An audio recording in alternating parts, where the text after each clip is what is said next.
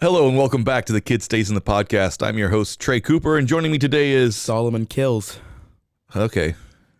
You know what? For this movie, I'll allow it, but Kills was the last movie. I know, that's what I was thinking, but he still does kill people in this, so... So joining me today is Solomon Cooper, and we are going to be discussing the conclusion of the Paul... I almost said Paul Greengrass. Paul Lieberstein? That's not who it is.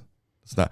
I'm gonna have to be super unprofessional, and It's okay. This is David Gordon professional. Green. We have our notes. I said Paul Greengrass.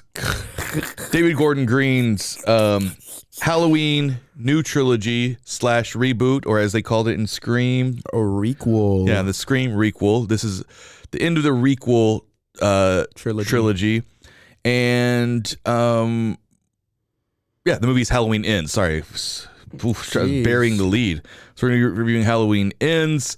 And like a lot of requel trilogies, I'm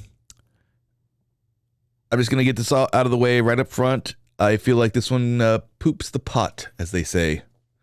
Poo-poo's in the bed, not in the pot. If you poop in the pot, that's good. That's what a movie should do. That should be a new compliment that we make up. When a movie does exactly what it's supposed to do really well, we should say that it S-words the pot, because that's what you should do. But when we don't, it can be it poops the bed. Yeah, that's when they poop in the bed. Yeah. That's not where you go poop. Don't do that. That's a really funny and stupid phrase, but I like it. So, yes, I'm going to have to say that. And I'm going to say it up front because I think that this is something, we're not going to really dive into it during this podcast because, we don't want to get too deep and make people think too much. Okay. But I've noticed that that's actually a big problem with a lot of requel trilogies. I hope that Scream doesn't do the same thing, but a lot of them, they start off strong because they have a really good opening idea, right? Mm-hmm. And then it just fizzles out. Like think of like Star Wars. You start with The Force Awakens. Well, The Force Awakens was just A New Hope. Yeah, but still, it doesn't matter. It was strong, got great reviews. People loved it. People went and saw it. People liked all the new characters. I'm a huge fan of The Last Jedi, but a lot of people don't like it. So, middle, beginning. It's kind of like Halloween Kills. A lot of people hated that movie. I really enjoyed it. So did you. We both gave it. Apparently, I did. Yeah, what do you? I always forget that I liked it. What? That's so weird. We had a great time watching. We saw it at the theater. We had a fun time. I know we did. And then this movie goes full on Last Jedi. At least to me. Skywalker. Sorry. Rise of Skywalker. Yeah. It did. Is Scream a trilogy? Is that what they're doing now? Yeah, I mean, I feel like what they should have just done is just called it Screen 10. No, I'm saying I feel like they should have just ended with those requels. The first requel. We don't need a trilogy of them all. Yeah, but they want more money. They don't need it. But they set up lore and stuff. But we don't need it. Well, there's no need for a requel at any point. I know, but sometimes they're good and helpful, but other times it's horrible and it gets worse and worse and worse. And I feel like all the times. The last Scream movie was so good. I don't feel like I loved it. They don't need to do another Absolutely one. Loved it. I'm surprised that you remember that you liked it, since you just said that you don't remember that you liked things. That movie was great. I love that movie. Yeah. Okay. So let's go back to the original slasher movie. Let's set the table here for folks. Now you're watching. Oh my God, people can't see you doing that necessarily. Most people are not watching this on video. In fact, I'd say 99.9% people are not. I physically set the table with pantomiming. Yes, he was pantomiming setting the table. Anyway, so I don't want to do too much table setting. Let's halfway set the table. Okay. Yeah, take some of those plates back. Put the paper towels back in your picnic basket. Paper towels. Because look, this is like the 500th Halloween movie, and it's the third movie of a trilogy, so it doesn't feel like we need to set it up too much. But for what it's worth, this movie, so if you remember, the first movie is basically Halloween, like the story of Halloween again. Mike Myers comes back to town. He gets busted out of an insane asylum, right? Yes, sir. Yeah. They take him out, and then but Laurie's been defending and planning and Laurie's been Laurie Strode, of course, is Jamie Lee Curtis, always amazing. We love her. In the first movie, Laurie has become basically a doomsday prepper, right? Except for her doomsday is Michael, and she has already met him before. Mm-hmm. So I guess we might as well kind of dive into this. So these movies, it seems like they're trying to explore the different ways that trauma and grief impact people, right? Mm-hmm. So the first movie is about seeing what it's done to Lori. She's ostracized from her kids. She's a crazy doomsday prepper, et cetera, et cetera. Second one is what the trauma has done to the town. Right. How it's afflicted them. And the third one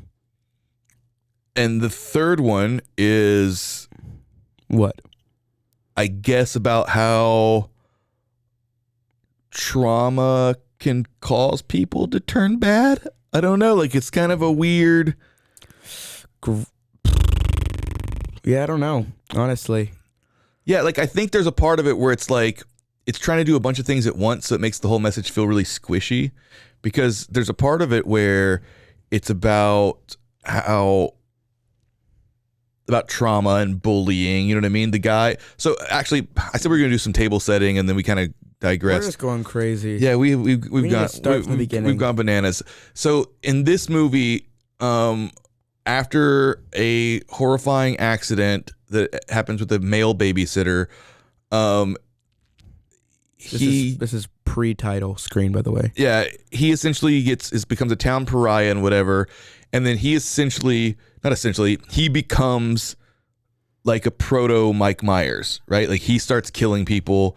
He starts, getting back at people for, bullying him or whatever, by murdering them, and he's sometimes assisted by Mike Myers. Yeah.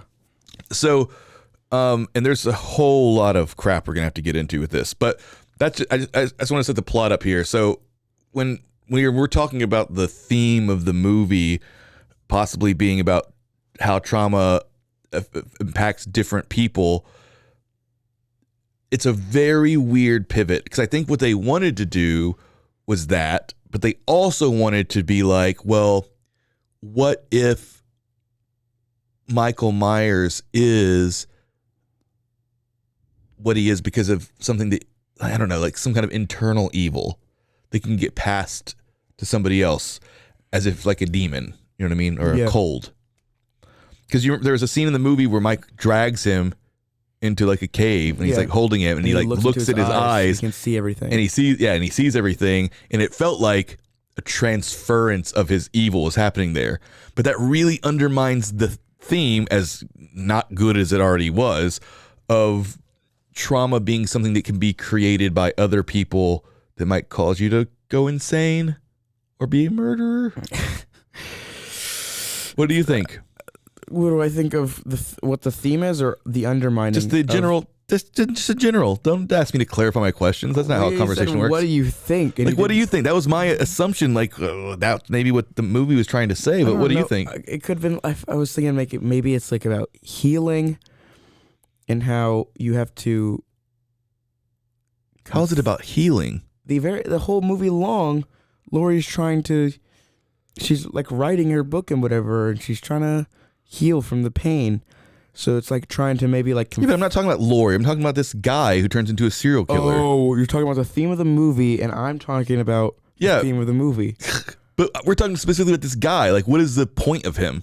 I don't know what is the thing? Is it that, do you think the movie's trying to say that evil got transferred to him from Mike Myers in some supernatural way, or do you think it's about like how the town turned him evil because the town is mean and cruel? I think it might be like both, but it's like for some people who are too dumb, maybe it was like, oh, I was getting bullied up and I was going to start murdering, but then they needed an actual, just in case people didn't understand, it'd be like, oh, he's going to find Mike Myers and he's going to basically make him evil.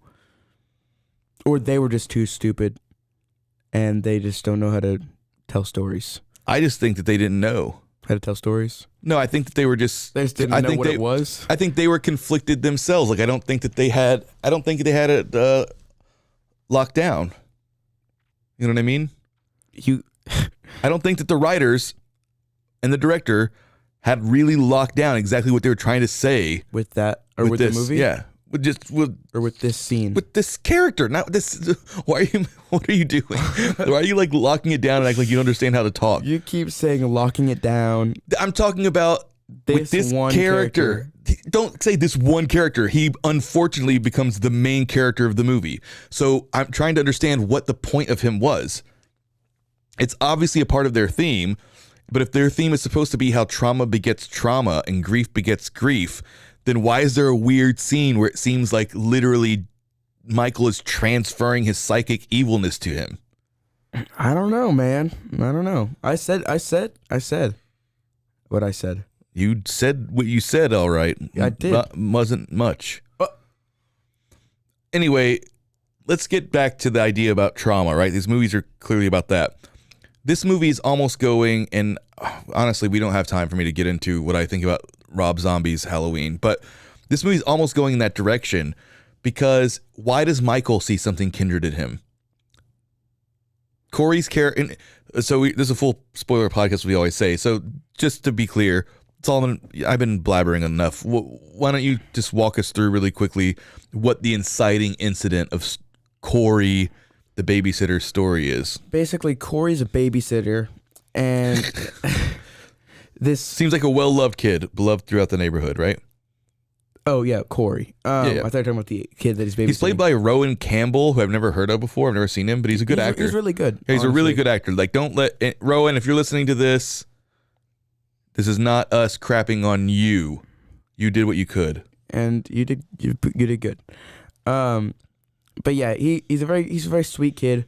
And basically he's babysitting this little, can't curse, this crappy child. I liked the kid. He calls him an a-hole, says he's a crappy babysitter, and he says curse words, and he's like 10. I liked him. I thought he was fun. I thought he was scrappy. He's a piece of garbage. And I hated him. Really? Watching it, it was like... I really liked it. I actually turned to Isaac when I was watching it. Isaac's my brother, sorry. I turned to Isaac when I was watching it, and I was like, I actually really like this kid. It's fun. Like, they're not just writing him like a little whatever kid. Anyway, go ahead. He's supposed to be an a-hole. So Corey's watching this little kid. Yeah, well, they're watching a movie, and then the kid's super rude to him, and he's like, go to sleep. But then this kid's like, starts like scaring him, like playing pranks. He's playing hide and seek. Yeah, but do you not remember this movie? He wasn't a nice child. He was running around trying to scare this person. It's on Halloween night. It's not rude. That's fine to do. I'd love that if a 10-year-old that I was babysitting did that. Oh my God. Anyway, so they're playing hide and go seek. Yes, they're playing hide and go seek. And they're not playing, he's not trying to play, whatever. He goes and leaves and tells him to go to sleep, and then he starts playing hide and go seek. And then he ends up locking Corey in a room. An attic, yeah. And it's an attic? No. It's just the top floor and it's someone's room. It felt like a storage attic-y. room. Yeah, it's a storage room. So he locks him in, parents are getting home, and he finally breaks out, and he's picked up a knife on the way because the kid starts screaming for help. Yeah. So he ends up breaking down the door. Oh, you're right. They're not playing hide and go seek. I know. Or are they? I don't remember. Anyway, go ahead. He wants to play. He asked to play hide and go seek, and the kid says, "No, I don't want to play hide and go seek." So off screen, we see, or not off screen, we're watching the parents walk in, and then we just see and hear like yelling, and we just see the kid fall like 4 stories down these spiral stairs, and he's dead. He didn't fall down the stairs, to be clear. Oh no, he just falls. He falls off the balcony. Yeah. Yeah, and Corey is sitting there with a knife, and so everyone thinks he's a murderer, and that wasn't an accident, and whatever. Well, Corey did kill him, just on accident. Yeah. He kicked him off the balcony on that when he was kicking the door down. Is that what happened? Yeah. We're just assuming that. So to be clear, I watched this the appropriate way, but we weren't together this weekend, so Solomon had to watch it separately, and he chose to watch it on his cell phone. I'm a busy man. Do you not see me in my busy man tie? That's lyric thief. Anyway, so Corey's trying to kick the door open. The kid's locked it, and he's standing out in front taunting him, and he kicks it the last time. And that's on screen? Yep. Mm-hmm. It must have been really fast. 'Cause It was really fast. I didn't see like any of that. I thought it was just like they walked in and we just see the kid fall. Either way, we okay. Now we have to take a break. See, it took you so long to say Well, the you kept prologue of the arguing movie. with me about how the kid was fun and scrappy, and they were playing hide and go seek. It was fun and scrappy. Anyway, we're gonna take a quick break. My cans fell off. We're gonna take a quick break. We'll be right back.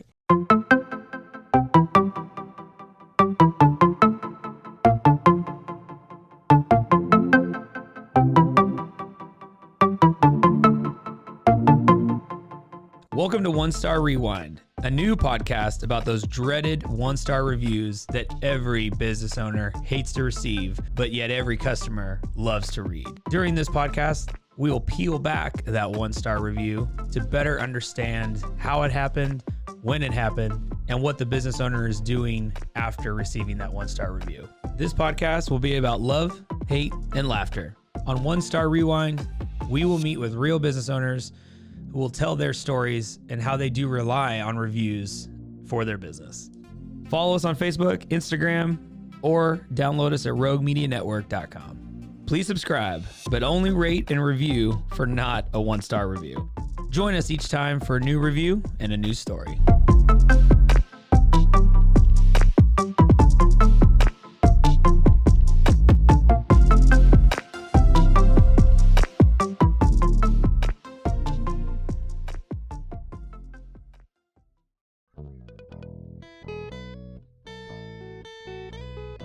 Hi, this is Sarah, And I'm Carter. and this is Some of Our Thoughts. We're two Southern sommeliers, and we want to share everything we love and know about wine.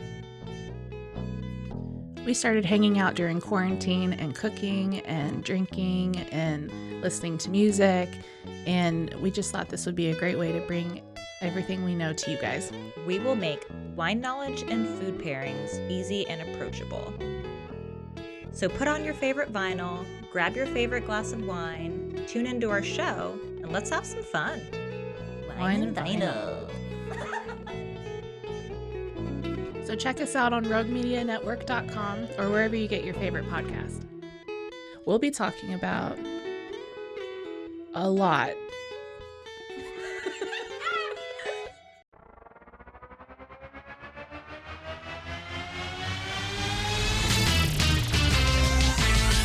Bros and foes and heroes. Gonna tell you about bros and foes and heroes. Gonna tell you about. Hey, I'm Zach, And I'm Mike. and we have a fantastic new podcast to tell you about. Bros, Foes, and Heroes. It's the two of us looking into the world of comics, breaking down some characters that you may have never heard of, and some that are just absolutely ridiculous. Yeah, so Zach comes up with a character each time, and I go into it just completely blind. I don't know who this person is or what their abilities are or anything, and basically I guess we kind of go over their origin story and just some of the ridiculous stuff that maybe, especially Golden Age stuff. Oh, Golden Age stuff is always the best, and we will make sure to highlight all of the shenanigans and just absolute weirdness of everything. Yeah, that's right. So subscribe today and follow us on Instagram at Bros, Foes, Heroes. And if you don't, I know where you live. Not really, but please subscribe. Bros and foes and heroes. Gonna tell you about bros and foes and heroes. Gonna tell you about. Welcome back to the Kid Stays on Our podcast and our discussion of Halloween Ends. Did you sound like welcome back to the Kid Stays in Our podcast? I think I did. But don't worry about it. So anyway, we were basically recapping the introductory scene of this movie where a little kid is killed, a scrappy, can-do attitude little kid. Can-do attitude. Toast of the town, the kid that everybody wants to be whenever they're a baby. It reminded me if my little brother went down a dark path. That kid was cool. Anyway, the point is that the reason we were talking about this is because I think it's really important to understand where this movie goes astray. So, because Corey accidentally killed somebody, the town is rude to him, right? He runs seriously. He's bullied. There's people having rumors about him.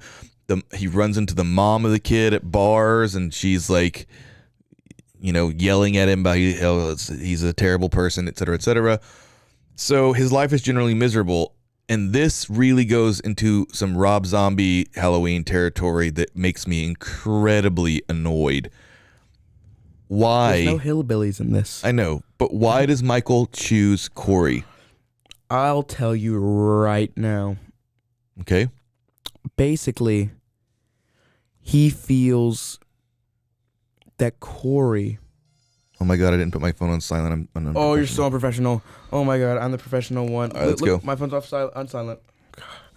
So much better than you. So yes, because he murdered, and he knows that Hang on, what do you mean because he murdered? Kicking a door in when you got locked in and accidentally knocking somebody over is not murdering. Whatever.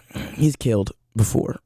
And it's like the dark side in Star Wars. What's a good example of someone? Yes, Anakin. It's like Anakin. He's already felt the pain, he's felt the trauma, he's felt the loss, and he knows he's easily converted.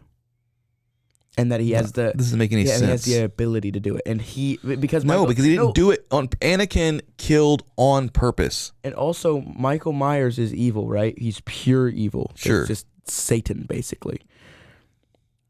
I feel like the evil can feel evil, so it can sense evil within him. But that's the reason why this movie to me doesn't work. That doesn't make any sense. The opening scene makes sense to me. I'm just telling you why it doesn't make sense to me. The opening scene is an accident. Yes. Not something that he did on purpose. If the opening scene would have been he got really mad at the kid and started shaking him and then he accidentally dropped him, then maybe going there. But he was really mad at the kid and he said, "I'm going to kill you." This was a complete accident. In no way was he even trying to hurt the kid. He had no idea. So then why even set the scene up that way if the idea is that he can sense evil in him? That just seems dumb. There's somebody in that town who's actually killed somebody on purpose. There's somebody in that town that beats their wife up every night. There's somebody in that town who injects heroin between their toes and then slaps around their kid. Why would he be the target, I'm just saying, of pure evil? Someone who accidentally had something. Except for if Michael sees something in him. And that's what I didn't like about it. It felt like, in a weird way, by adding this new serial killer and having Michael kind of take him on as his protege, they were implying that there was something kindred about them, which is essentially a cheapy way of giving Michael some kind of backstory. You know what I mean? Mm-hmm. Like, was Michael bullied then when he was a kid? Did Michael get, treated like he was a killer when he really wasn't until he was forced into becoming a killer? I don't even think the movie was trying to say that, but I do think it's in the movie. Yeah. So we have a movie that's ending a trilogy of Halloween movies, and it's ending the story of the original, star, Laurie Strode. Yes. And what they choose to do in the last movie, called Halloween Ends, is introduce us to a new serial killer and a new cast member from this requel trilogy. That feels like a new cast member. Yeah, the other movies all had the sheriff and the daughter and the sister and the brother-in-law. Yeah, and the granddaughter. And obviously they got whittled down, each one. I guess Halloween Kills also did introduce a couple of new main characters. But at least they were the kids from the original Halloween movie. Yeah. This is just a brand new character. Oh, a brand new character and brand new serial killer. They're one and the same. Yes. Okay, I didn't realize what you were saying. Yeah. They introduced a brand new character, and he's also a brand new serial killer. So we are mostly seeing not Michael Myers murdering people. Did it make you feel a certain kind of way? Sorry, it did make you feel a certain kind of way. I mean, not really. You like that? You thought that was cool? I mean, I didn't love that he was... No bad choices here. You can say whatever you want. I didn't love that he was a serial killer, and I feel like his serial killer stuff could have been a bit more interesting or cool. But I liked him. I liked Corey as a character. He seemed pretty cool. Just seems like such a stupid idea. Like But you I understand what you mean. You don't Like, go to you will watch Scream and there's no Ghostface in the movie. It's just some other guy wearing a clown mask killing people. No, Ghostface was still in the movie. Would still be in the movie. Okay, he sometimes steps in to help whenever Clown Mask Boy messes up. Yeah. I just think that was just a bad decision, and they should have introduced him earlier in this new trilogy. We talked about this earlier, but the movie felt, at least to me, felt too slow. There was too much time and space between the kills and the story being interesting. But it also felt really rushed because you're having to set up a whole entire new serial killer. It did feel really rushed. Give a new serial killer an entire backstory, which again is very sympathetic, which again undermines Michael Myers fully. And it just muddies the waters what the freaking movie is supposed to be about. I just can't get over that. Is the movie supposed to be about how Michael Myers is evil incarnate and he transfers it to people? Or is the movie about how trauma and bullying causes people to turn into serial killers? Both of those things are trying to happen in the same movie. And it doesn't work. It doesn't can't happen. It cannot work. It doesn't work. Yeah. It's garbage, quite frankly. It's what Rob Zombie did that in his movie, where he tried to explain that essentially that Mike Myers was caused because of his, Abusive, gross family. His abusive hillbilly redneck family. You're obsessed with this movie. What? I feel like you loved Rob Zombie. I just watched. I went and rewatched it last night because I wanted to see if it was better than this. Because I figured nothing could be necessarily worse. You were wrong. Yeah, and there was some good. There was some good. Like the thing is, Halloween is not a Jason movie. It's not a Friday the 13th movie. It's not campy. So it's not. It's annoying to me that we're just talking about the kills. But at this point, this movie has turned into a full-on slasher series. So whatever. But like even the kills, like there's a couple of good ones, like one or two. Yeah, we can go graphic detail into them if you'd like. No, we don't need to. Graphic detail. The rest of them were really boring, and most of them happened kind of like off screen. There weren't very many. Yeah, that's what I'm saying. There's very few, and when there were, they weren't great. And sometimes they were. I like how you're just repeating the same thing that I'm saying, but like in weird words. No, I said there weren't very many kills, and you're like, yeah, and what there were very few, and they didn't happen very often. Well, I was just saying, like, there's, like you said, there's a couple great kills, but I didn't hear you say there wasn't very many. I thought you just said no, there wasn't very many. There wasn't. No. There wasn't very many. There's very few. There's very few. There weren't. They didn't happen too often. Quite little. There were. But yeah, I'm not gonna lie. This is gonna be a pretty short episode because there's not a whole lot to say. Yeah, I mean, I could rant about the movie for an hour and a half for a while, but it was just disappointing. And as somebody who defended Halloween Kills, I was really hoping coming back strong. Let's try and end on a bit of a positive note. I will say that the final confrontation between Michael and Laurie was really good. I mean, I was kind of annoyed that it's neutered a bit because that other idiot's there. You know what I mean? He's not even supposed to freaking be there. He's not supposed to be in the movie. You're so upset about Corey. It's just so dumb. It's like I said, if they could have pulled it off, awesome. But they couldn't. They didn't pull it off. I also don't understand. He was alive, like at the very end when he stabbed himself and whatever. But he was like alive and grabbed Michael's hand. I don't understand that. He was alive? Yeah, he like got back up and he was like started grabbing his hand and making sure he didn't grab the knife, and then he like snaps his neck. Michael did? Yes. I don't remember that. Well, I don't understand why it was there. I don't understand. Was he like trying to protect Laurie, or he felt good or something? Like maybe some kind of maybe arc? it was his person. It was his job to kill Laurie, not the other guys. Maybe. Yeah, I think that was probably it. Okay. Not a redemption Who knows? arc. So who knows? But yeah, the final confrontation between Michael and Laurie was good, and it was violent. Yes. And it was awesome, and I really liked how they tried to make it as final as possible. This really is Halloween Ends by grinding him up in a... We needed to. We don't want to see him get back up again. Yeah. Also weird, though, in this movie was that it was... I feel like they hadn't decided what they wanted to do. I feel like maybe they had thought, oh, we're going to do an unmasking movie where it turns out that Michael's a completely different person, just somebody in the town. Mm. And it's about how oh, it's the evil in the town that gets transferred. That'd be cool. And then they were like, oh no, we're not going to do that. And they're like, oh, what if we build a whole new serial killer? And like, but people want to see Michael Myers, and it has to be the individual. You know what I mean? I feel like there's a whole bunch of things, and they try to do all of them. Yeah, and none of them were done very well. Yeah, because like it was really weird to see. They basically point out that Michael is an old man, and he gets beat up pretty frequently in this movie. Mm-hmm. You know what I mean? Do you remember that? Like they point out, oh, he has to be like 80 years old or whatever. Yeah. And he does feel old. He gets beat up. But then they also imply that he's almost like a supernatural being. They always imply that, though. Yeah, but it just doesn't, I don't know. He's called The Shape, which I did really like. I really liked the very, and when she's writing, she's like, evil only takes another shape. And also in the credits, they always refer to him as The Shape. Yeah. So I thought that was fun.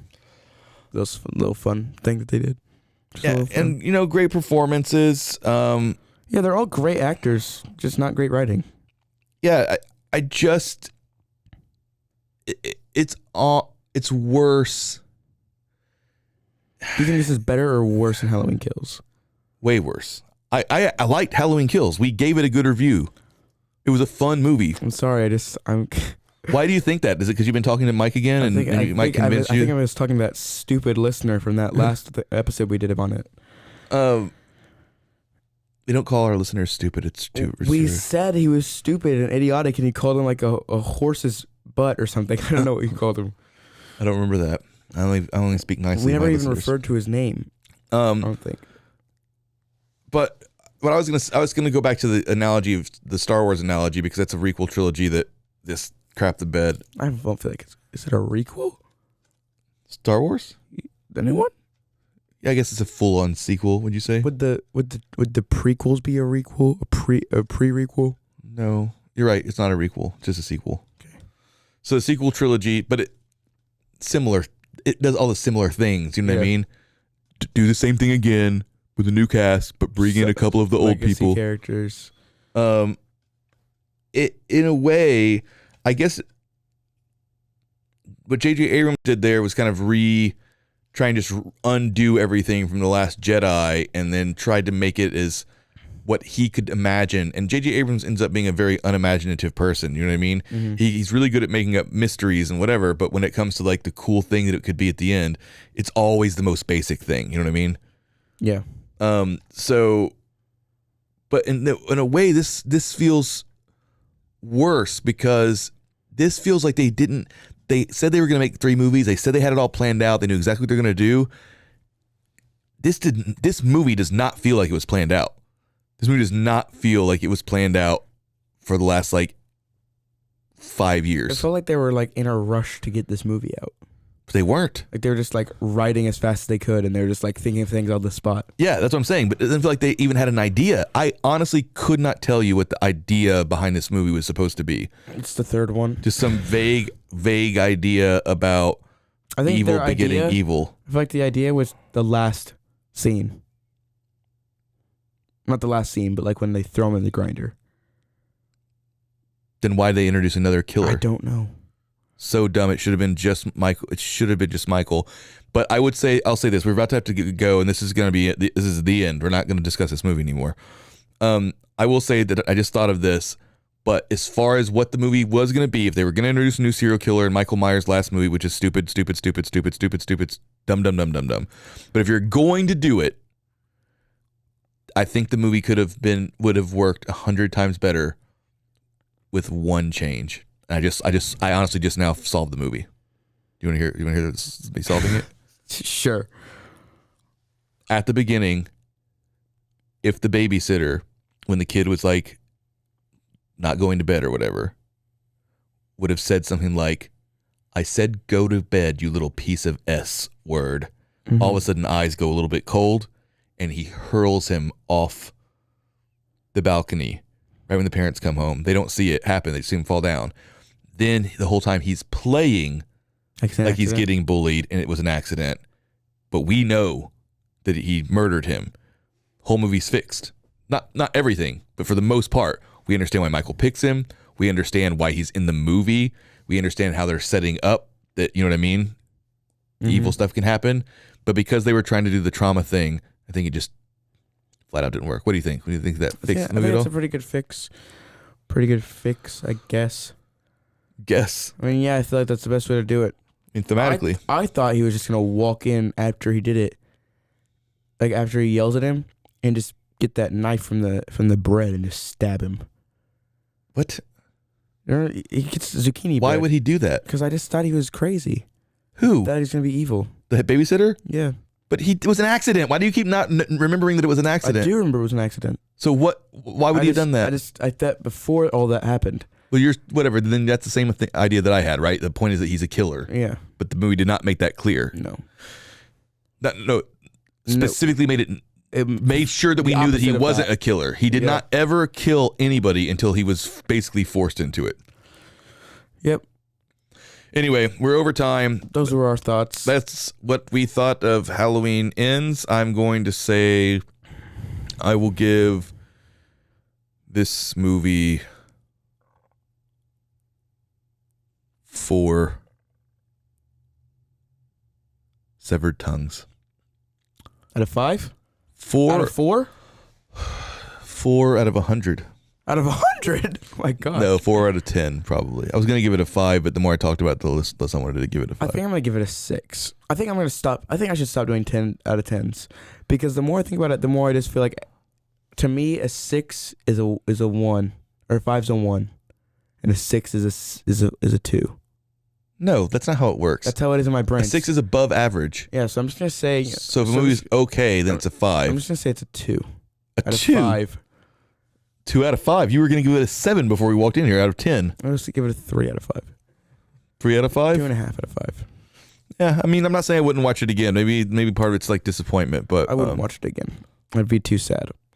Anyway, all right, we're out of time. That's our show. Hopefully we can keep the Halloween vibes going and do a series of horror movies for the rest of the month. That's my goal. I think we can stick to it.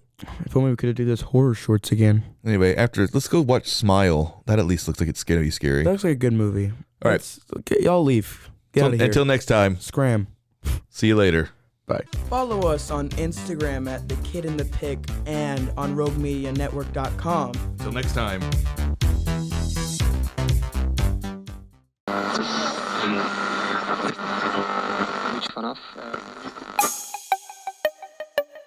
This has been a Rogue Media podcast.